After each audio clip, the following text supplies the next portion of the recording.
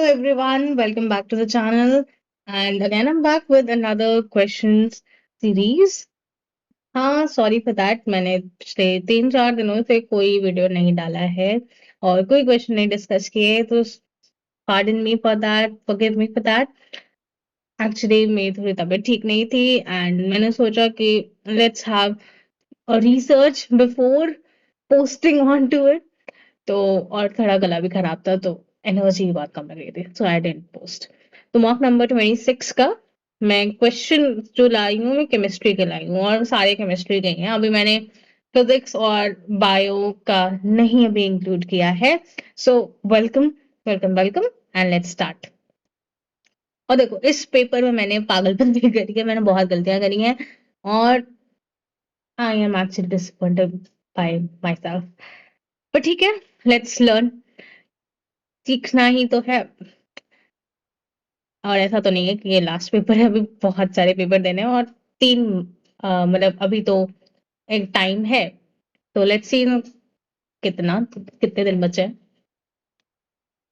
108 days something लगभग।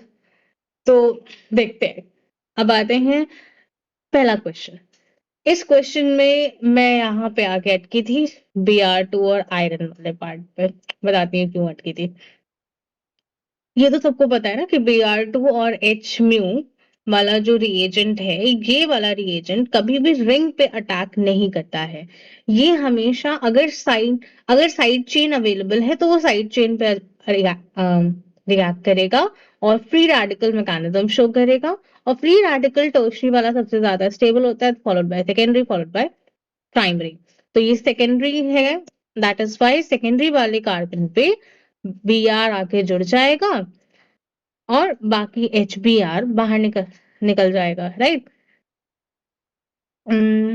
हाँ। अब अब बात ये है कि दूसरा रिएजेंट है अल्कोहलिक KOH। अल्कोहलिक KOH जो है बीटा एलिमिनेशन शो करता है। तो अल्फा कार्बन पे, अल्फा कार्बन वो कार्बन होता है जहां पे कोई फंक्शनल ग्रुप लगा होता है। तो यहाँ पे Br लगा हुआ है, it's not a functional group, but हाँ इसको हम मान भी सकते हैं, बट एक्चुअली ये फंक्शनल ग्रुप नहीं है। हम्म। तो सेकेंडरी यहाँ पे ये अल्फा कार्बन है और ये बीटा कार्बन है। तो बीटा वाले कार्बन से हाइड्रोजन जाएगा और यहाँ से Br जाएगा। तो इस तरीके से HBr निकल गया और डबल बॉन्ड इंट्रोड्यूस हो गया। तो यानी बेसिकली हम एल्केन से एल्कीन की तरफ बढ़ रहे हैं और इस दौरान NO2 पे कोई फर्क नहीं पड़ रहा है। इसका कोई लेना देना नहीं है यहाँ पे। बात फंसती है इस वाले रिएजेंट पे।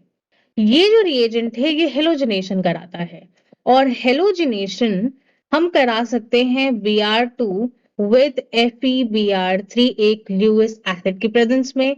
AlCbr3 भी एक अच्छा ल्यूइस एसिड है, डार्क रख लो। तो ये रिएजेंट्स पॉसिबल हैं। यहाँ पे आयरन लिखा है तो FeBr3 नहीं भी लिखा है तो भी हम इसे हेलोजिनेशन ही मानेंगे। हेलोजिनेशन के लिए ये वाला रिएजेंट भी होता है। अब क्योंकि हेलोजिनेशन के दौरान रिंग में ब्रोमीन एड ऑन होता है एज एन इलेक्ट्रोफाइल, ये एक इलेक्ट्रोफिलिक सब्स्टिट्यूशन रिएक्शन है। तो इलेक्ट्रोफाइल हमेशा ऐसी जगह पे जाना चाहता है जहां पे उसको बहुत सारे इलेक्ट्रॉन मिले। तो इलेक्ट्रॉन डेंसिटी कहाँ पे ज्यादा होगी? अगर रिंग एक्टिवेटिंग ग्रुप है, क्या कहा मैंने, रिंग एक्टिवेटिंग ग्रुप है, तो वो ऑर्थो और पैरा पोजीशन पे इलेक्ट्रॉन डेंसिटी बढ़ाएगा। और रिंग डीएक्टिवेटर है तो वो मेटा पोजीशन पे बढ़ाएगा इलेक्ट्रॉन डेंसिटी। हालांकि हमें ये नहीं कहना चाहिए कि मेटा पोजीशन पे बढ़ाएगा। बेसिकली ऑर्थो और पैरा पोजीशन पे रिलेटिवली, वर्ड पे ध्यान देना, रिलेटिवली कम हो जाता है इलेक्ट्रॉन की डेंसिटी। इस वजह से हम ये कह देते हैं कि हाँ मेटा पे बढ़ गई है इलेक्ट्रॉन डेंसिटी। ऐसा नहीं है कि एक्स्ट्रा इलेक्ट्रॉन पड़ जाते हैं वहां पे, उधर कम हो गए इसलिए हम कह रहे हैं कि ये बढ़ गए। खैर, इतनी बात छोड़ते हो। अब देखो NO2 जो है वो -R ग्रुप है और CH double bond CH2 -I group है। और मैं इतनी पागल हूँ जब मुझे पता है कि सबसे पहले हम रेजोनेंस देखते हैं, फिर हाइपर कॉन्जुगेशन देखते हैं, फिर परसेंटेज एज कैरेक्टर देखते हैं। तो मुझे इंडक्टिव इफेक्ट देखना ही नहीं चाहिए था इसका, सीधे रेजोनेंस देखना चाहिए था। बट नहीं, मैंने कर दिया इंडक्टिव इफेक्ट से, सोते हुए दिमाग से। तो ये नहीं करना था। माइनस आर ग्रुप है तो इसके रिस्पेक्ट में मेटा पोजीशन पे ब्रोमीन Br प्लस जो कि एक इलेक्ट्रोफाइल है उसे जोड़ना था। तो NO2 के रिस्पेक्ट में ये ऑर्थो पोजीशन है, ये मेटा पोजीशन है, ये पैरा पोजीशन है। पैरा पोजीशन पे कोई और ग्रुप लगा हुआ है तो यहाँ पे नहीं लाएंगे। और वैसे बियरिंग रिएक्टिवेटिंग ग्रुप है तो मेटा पोजीशन पे Br मैंने रख दिया। अब चाहे यहाँ रखो या यहाँ रखो, जिधर मर्जी उधर रखो। और ऑप्शन हो गया हमारा थर्ड ऑप्शन सही होता हुआ। आ जाइए नेक्स्ट क्वेश्चन पे। इसमें मैं पता नहीं क्यों मैंने इतना गलत कर दिया भाई। हाँ, याद आया, एनहांस्योमर। मैं भूल गई थी कि एनहांस्योमर क्या होता है। Lack of revision, this shows lack of revision. हाँ, मैंने काफी दिनों से रिविजन नहीं किया था इस चैप्टर का, सो यस मुझे रिविजन करने की जरूरत है। Let's see. प्रोडक्ट तो मैंने सही बना लिए थे, मॉलिक्यूलर फॉर्मूला निकाल लिया था।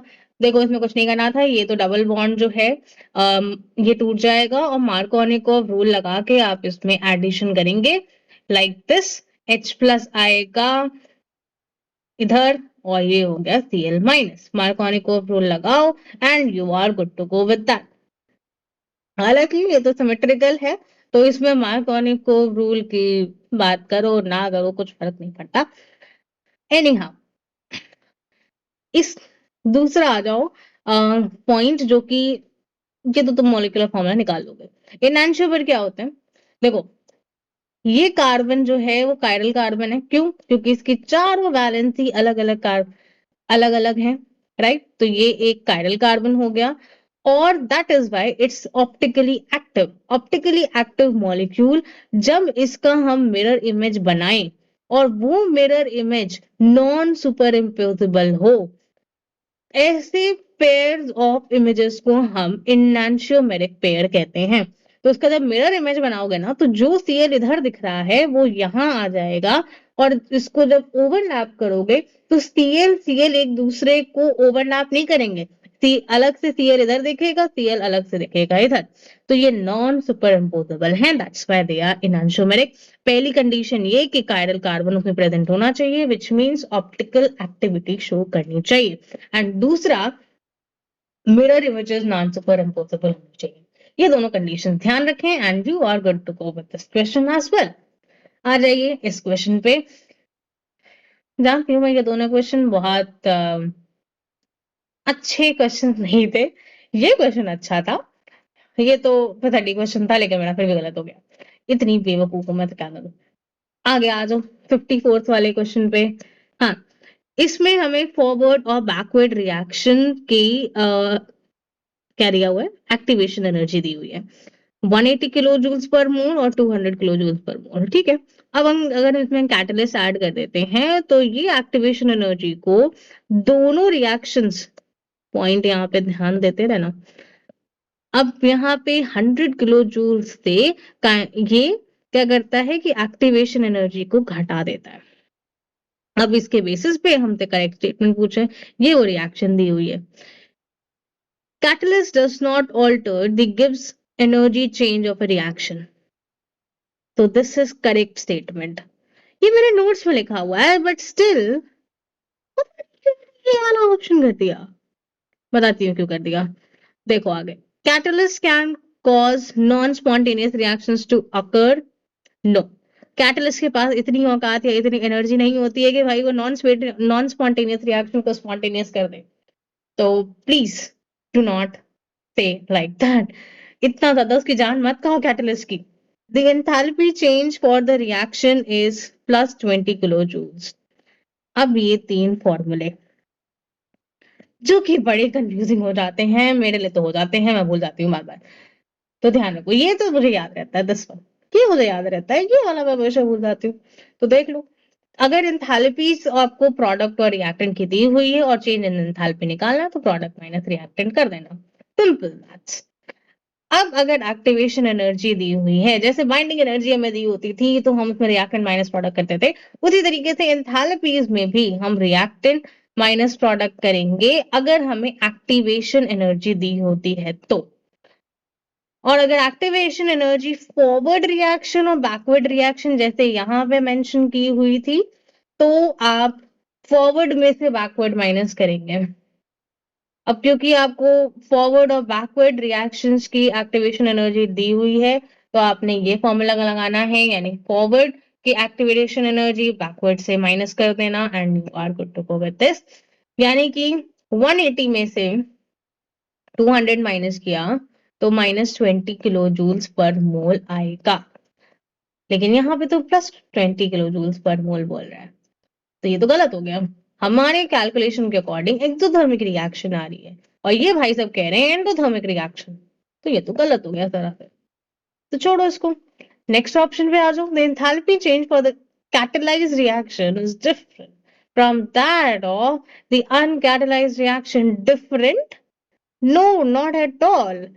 कभी भी कैटेलाइज रिएक्शन हो या अनकैटेलाइज रिएक्शन हो, एंथैल्पी चेंज डिफरेंट नहीं होती है।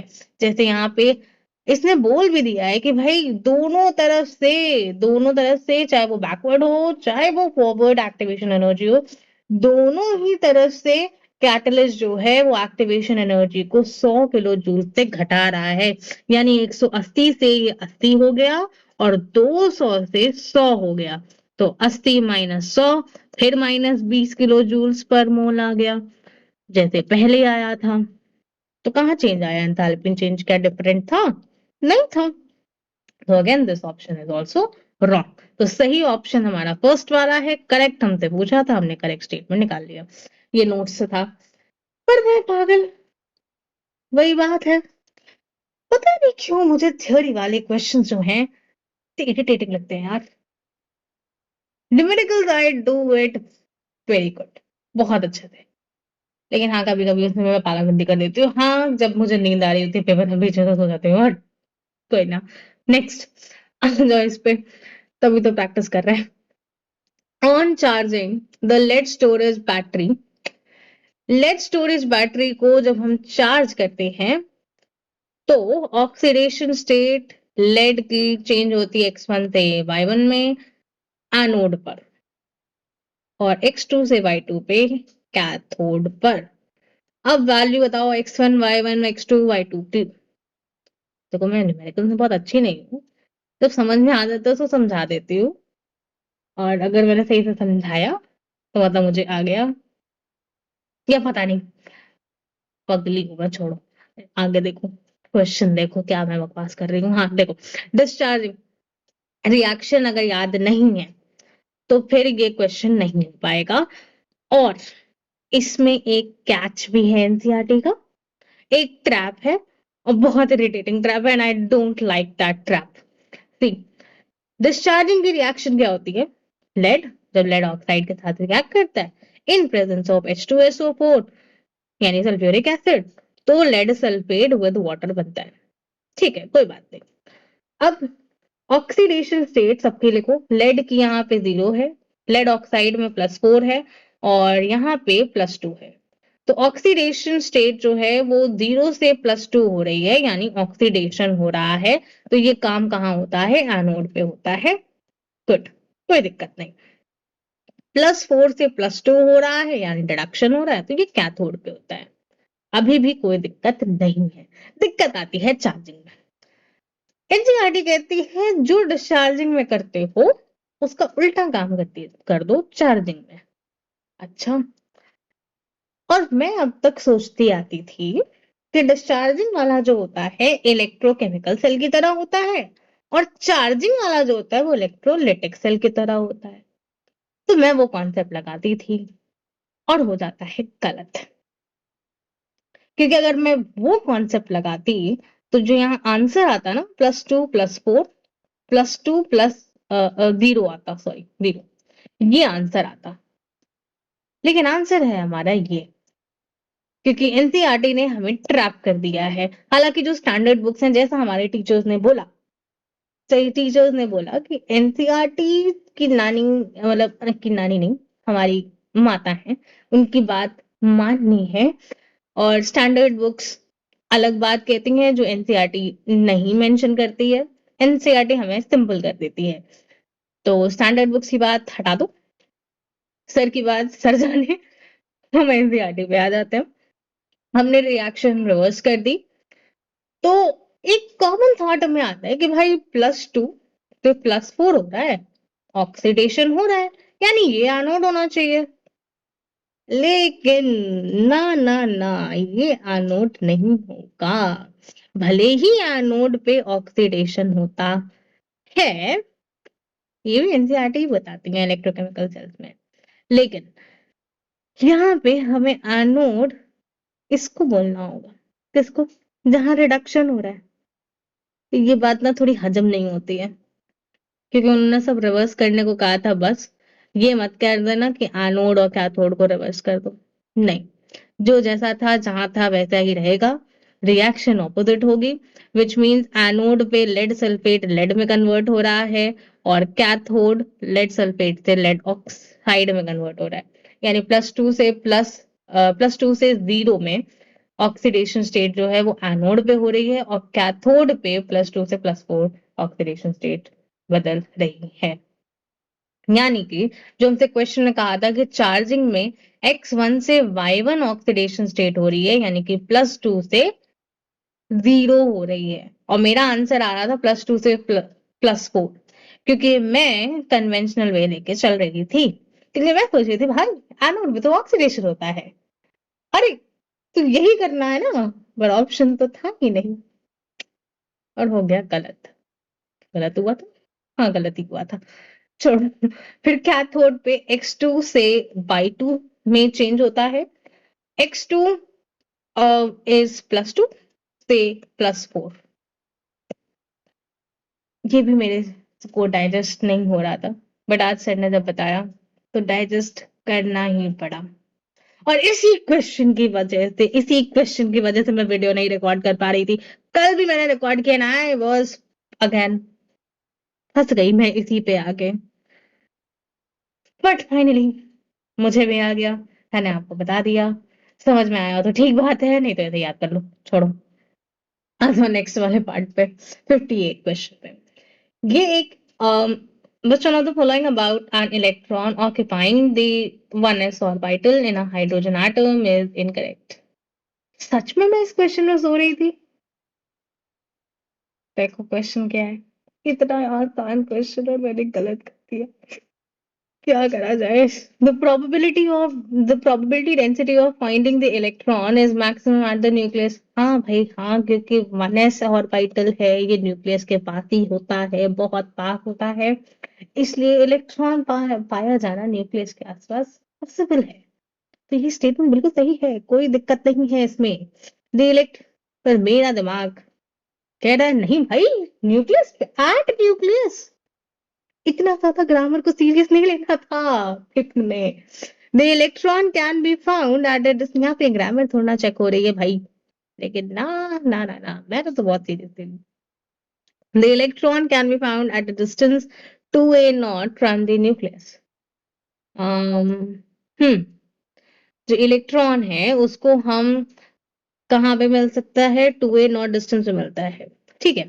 मैंने कहा 2a0 पे क्यों मिलेगा भाई, वो तो फर्स्ट ऑर्बिट में है ना, तो a0 है, जो बोहर ऑर्बिट a0 है वहां पे होगा 0.51 एंगस्ट्रॉम पे। बट नहीं, अरे भाई अगर कोई एटम है उसमें इलेक्ट्रॉन प्रेजेंट है, तो प्रोबेबिलिटी तो किसी भी लेवल पे हो सकती है। n=1 पे भी हो सकता है, 2 पे भी हो सकता है। आपसे ये थोड़ा ना कहा गया है कि एक्साइटेड वाला ही एटम देखना है या फिर नॉन एक्साइटेड वाला देखना है, ऐसा कुछ नहीं कहा गया है ना। तो प्रोबेबिलिटीज हैं, मान सकते हैं इनके वाला भी ऑप्शन सही होता है। The 1s orbital is spherically symmetrical. हाँ स्फेरिकल शेप का होता है, तो ये तो सही होना ही था, इसमें क्या गलती है, कोई गलती नहीं है। The total energy of an electron is maximum when it is eight a distance a0 from the nucleus. The total energy of an electron is maximum, नहीं नहीं नहीं नहीं नहीं नहीं, ये बिल्कुल स्टेटमेंट गलत है। ये तो हमने भाई एटॉमिक स्ट्रक्चर में पढ़ा हुआ है ना। तो ये सब नोट से है। और मैं बेवकूफ इंसान पता नहीं क्या करती रहती हूँ। छोड़ो, आगे आ जाओ इस वाले क्वेश्चन पे। ये क्वेश्चन मुझे बहुत अच्छा लगा, लेकिन ये क्वेश्चन मैंने क्लास में किया था। जो गलती मैंने क्लास में करी थी वही सेम गलती मैंने यहाँ पे पेपर में भी कर डाली। गलती बताती क्या करती थी। देखो, x milligram of magnesium hydroxide is required to be dissolved in 1 liter of water to produce a pH of 10। pH है 10, इतने टेम्परेचर पे, वॉल्यूम हमें गिवन है, ठीक है। हमें x की वैल्यू चाहिए, क्यों यानी हमें मास चाहिए मैग्नीशियम हाइड्रोक्साइड कितना रिक्वायर्ड था। pH हमें पता है, तो हम क्या यहाँ से OH माइनस निकाल सकते हैं। हमें pH पता है 10, टेम्परेचर 25 डिग्री सेल्सियस है, तो हमें पता है कि pH pH प्लस POH जो होता है वो 14 के बराबर होता है एट 298 केल्विन, ठीक है। तो POH हो गया 14 minus 10 which is 4। OH minus की कंसेंट्रेशन हमें चाहिए, तो क्या करेंगे हम, anti log of minus POH ले लेंगे।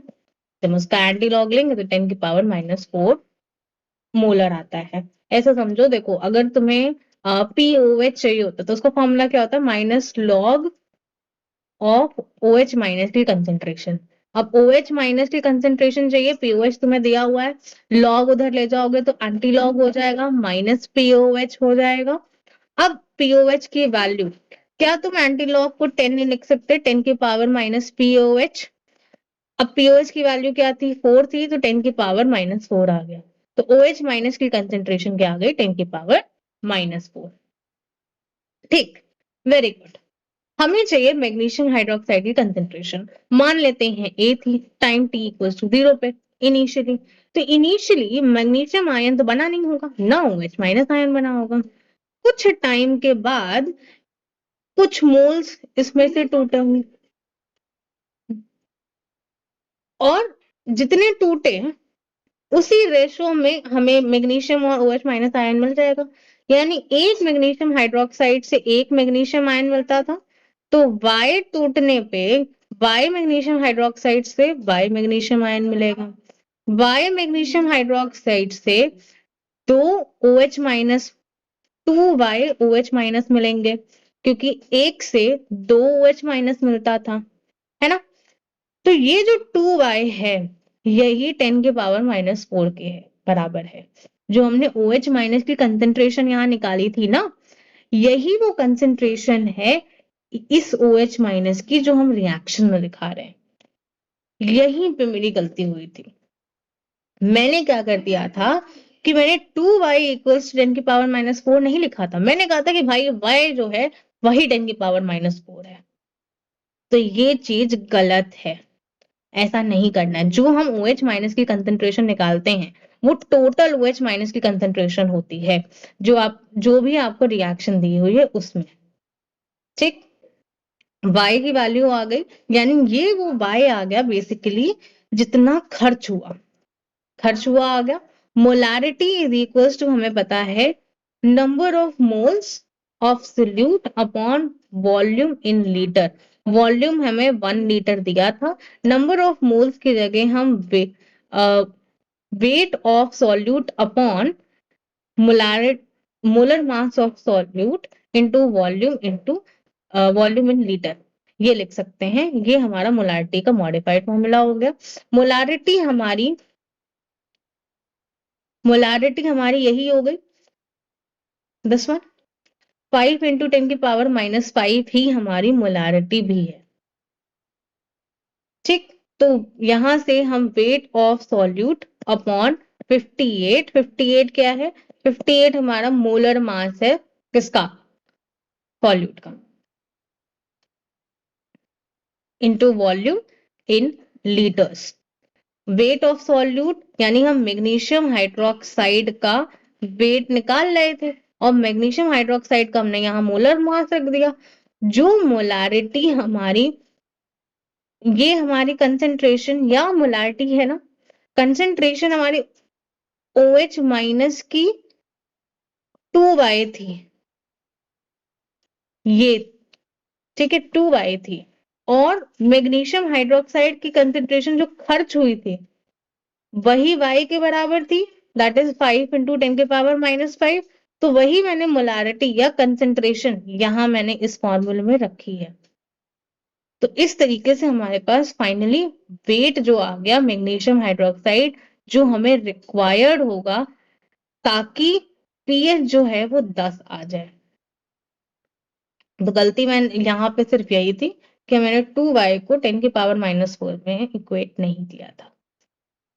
मैंने सोचा था कि ये पूरे पूरे का कंसेंट्रेशन नहीं है, मतलब कि जितना भी OH माइनस आयन एक कंटेनर में प्रेजेंट है उसके बराबर नहीं है ये।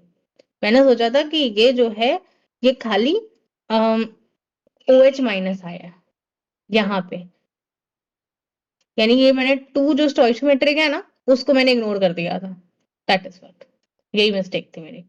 अब ये वाला क्वेश्चन पे आ जाऊं, ये इजी क्वेश्चन था, this was very easy question. And मैं सच में बता रही हूँ, मैं इस पेपर में लिटरली सो रही थी क्योंकि मैंने मॉर्निंग में सुबह से मैंने क्लास करी 8 बजे से लेकर 1:30 बजे तक, और फिर मैंने 2 बजे से टेस्ट दिया था। तो यस, इसलिए ये ऐसा पहली बार हुआ, पहली बार इन द सेंस कि मैंने पहली बार इतना हेक्टिक शेड्यूल था, अदरवाइज मेरा इतना हेक्टिक शेड्यूल नहीं होता है। हाँ, तो यस, तो स्ट्रेस्ड आउट माइंड था मेरा थोड़ा सा। तो देखो, क्रोमियम क्रोमियम क्रोमियम का क्या होता है outer most configuration, 3d5 4s1 होता है। अब इससे पहले के फिल कर लो, 3p6 3s2 2p6 2s2 और 1s2। हमसे पूछा था L=1 में कितने इलेक्ट्रॉन्स और L=2 में कितने इलेक्ट्रॉन्स हैं, यानी कि P और D में कितने कितने इलेक्ट्रॉन है। तो काउंट कर लो, P में कितने, 6 6 12 इलेक्ट्रॉन, D में 5 इलेक्ट्रॉन। अब मैं इतनी पगली, मैंने क्या किया, पूरा इलेक्ट्रॉनिक कॉन्फ़िगरेशन लिखा और मैंने लिखा 3d4 4s2। लेकिन मैं महाशय भूल गई थी कि भाई क्रोमियम एक एक्सेप्शन है जो कि कहता है मैं 3d5 4s1 में रहूंगा, भाई मैं ज्यादा स्टेबल हूँ स्टेट में क्योंकि हाफ फिल कॉन्फ़िगरेशन मुझे मिल जाती है। तो ये करना था, but I didn't do it, that's why मैं आंसर पूछ रहा हूँ। अब इस पे आ जाओ। हालांकि मैंने अभी ये चैप्टर पढ़ा नहीं है, that coordination compounds and DNF block, ये मुझे चैप्टर नहीं आता है। जितना मुझे थोड़ा थोड़ा याद था उससे मैंने क्वेश्चन करने की कोशिश करी है, मैंने गलत कर दिया। एंड बट ये बहुत ही अच्छा क्वेश्चन है, इसमें 2 कॉन्सेप्ट्स को इंक्लूड किया गया। अगर चैप्टर किसी को आता है ना ये दोनों, तो उसके लिए तो ये हलवा वाला क्वेश्चन है। पर अच्छा इन द सेंस क्योंकि इसमें 2 कॉन्सेप्ट इंक्लूडेड हैं, 2 चैप्टर्स इंक्लूडेड हैं एक ही क्वेश्चन में। देखो, x is the number of electrons in T2g orbitals, ठीक है, of the most stable complex ion. Iron का ये कॉम्प्लेक्स है, आयरन का ये वाला कॉम्प्लेक्स, आयरन का ये कॉम्प्लेक्स और ये कॉम्प्लेक्स, तीनों ही चारों ही आयरन के कॉम्प्लेक्स हैं। तो जो इन चारों में से सबसे स्टेबल है उसमें x number of electrons T2g में फिल्ड हैं। तो उस x की वैल्यू तुम निकाल लो और वो वैल्यू यहां पे रख लो। तो जो ये ऑक्साइड बनेगा उस ऑक्साइड का नेचर बता देना। मतलब यहां से यहां तक ये वाला जो क्वेश्चन है ना, तुमको कहता है यहां से यहां तक तुम्हारा टेस्ट कर रहा है कि तुम्हें कोऑर्डिनेशन कंपाउंड आता है कि नहीं आता है, और यहां से यहां तक तुमसे टेस्ट कर रहा है कि DNF ब्लॉक के तुम्हें ऑक्साइड्स पता है कि नहीं आते हैं, नेचर पता है कि नहीं पता है। तो दैट इज व्हाई। अब देखो, इन चारों कॉम्प्लेक्सेस में आयरन की जो स्टेट है वो +3 ऑक्सीडेशन स्टेट है, और अमीन Cl मतलब क्लोरीन और एक्वा, ये तीनों, ये एक तीनों वीक फील्ड लिगेंड्स हैं। वीक फील्ड लिगेंड्स हैं तो ये पेयरिंग नहीं करा पाएंगे, और पहले इलेक्ट्रॉन्स भरे जाएंगे T2G में EG में जब एक एक इलेक्ट्रॉन T2G और EG में भर जाएगा, उसके बाद पेयरिंग शुरू होगी। और स्ट्रॉन्ग फील्ड लिगेंड क्या कराता है, वो पहले ही पेयरिंग कराना शुरू कर देता है। इस वजह से जो T2G है उसमें 5 इलेक्ट्रॉन पूरे पूरे फिल्ड हो जाएंगे। तो T2G की जो वैल्यू है उसमें X की जो वैल्यू आ गई वो 5 आ गई। और यहाँ पे V2OX में V2O5 कर लेना, X की वैल्यू 5 आई थी। V2O5 जो है वो एक एम्फोटेरिक ऑक्साइड है, तो that is why the answer goes amphoteric. ये हलवा क्वेश्चन है उनके लिए जिनको दोनों चैप्टर्स आते हैं, और मुझे ये क्वेश्चन इसलिए अच्छा लगा क्योंकि concept to involve.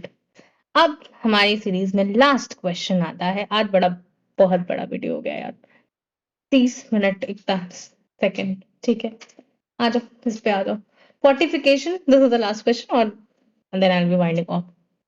Fortification of food with iron is done using iron sulphate का एक डबल सॉल्ट है .7H2O. Mass in grams of the FeSO4.7H2O required to achieve इतने ppm 12 ppm of iron parts per million in 150 kilograms of wheat. Unit conversion पे बहुत ध्यान देना है, यहाँ पे 15 into 10 की पावर 4 की ग्राम्स में कर लेना, ठीक है। अब देखो हमें ppm गिवन है, दैट इज पार्ट्स पर मिलियन 12 गिवन है। Weight of solute upon weight of solution into 10 की पावर 6 फॉर्मूला होता है जो कि 12 के बराबर है। अब WB ऑफ आयरन, आयरन का हमें वेट गिवन है कि नहीं, नहीं गिवन है, है ना, तो हमें निकालना पड़ेगा ना। तो सी, अब देखो वेट ऑफ आयरन हमें निकालना है, तो क्या करेंगे हम weight of solution, weight of solution हमें गिवन हुआ है ये 150 kg जिसमें डिजोल्व है, तो 150 इंटू 10 की पावर 3, ये मैंने इसको इधर ले गई, है ना, और ये 10 की पावर 6 से डिवाइड कर दिया, तो आयरन का या सॉल्यूट का वेट हमें 1.8 ग्राम हो गया। जब 1.8 ग्राम हमारे पास सॉल्यूट आ गया, और हमने क्या किया कि जो हमें सॉल्ट गिवन था ना FeSO4.7H2O, इसका मॉलिक्यूलर वेट 178 ग्राम आया। ये हमें तो क्लास में सिखाया जाता है, ये मैंने करके भी दिखा दिया, देख लेना कैसे होता है। अब देखो 178 ग्राम में कितने आयरन प्रेजेंट है, 56 ग्राम आयरन प्रेजेंट है 178 ग्राम्स में, ठीक। और हमारे पास आयरन कितना आया था, 1.8 ग्राम आया था। तो 1.8 ग्राम कितने में प्रेजेंट होगा, अगर एक 178 ग्राम से 56 ग्राम प्रेजेंट था, तो 1.8 ग्राम कितने में प्रेजेंट होगा, 178 बाई 56 इंटू 1.8 ग्राम में प्रेजेंट होगा। इसको जब सॉल्व कर लोगे तो 8.935 ग्राम्स आएगा। ये किसका वेट है, इट इज दी हाँ इट इज दी बेसिकली जो सॉल्ट है, ये सॉल्ट का वेट है, या बेसिकली FeSO4.7H2O का वेट है, इतने 8.935 ग्राम्स में, इस वाले सॉल्ट में 1.8 ग्राम आयरन प्रेजेंट है, जिसका पार्ट्स पर मिलियन आता है 12, ठीक। तो ये क्वेश्चंस खुद से भी एक बार ट्राई करना। पता नहीं क्यों मुझे ऐसा लग रहा है कि I am not up to the mark in explaining this, but जैसा भी आपको लगे, let me know in the comment section. Thanking you all, do like share and subscribe to the channel. बहुत बड़ी वीडियो कर ली और बहुत दिनों बाद मैंने वीडियो बनाया था, और क्योंकि काफी सारे क्वेश्चन थे और बहुत डिटेल में मैंने आंसर एक्सप्लेन किया है जितना मैं कर सकती थी। बाकी late me know in the comment section. Thank you so much, now I am taking a leave.